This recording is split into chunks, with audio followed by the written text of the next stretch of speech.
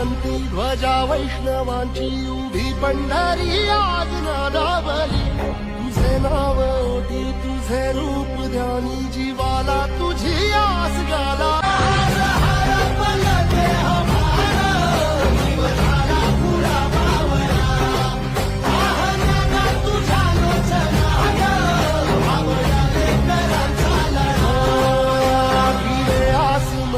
ध्वजा वैष्णवांची उभी पंढरी आज नादावली तुझे नाव ओटी तुझे रूप ध्यानी जीवाला तुझी आस गाला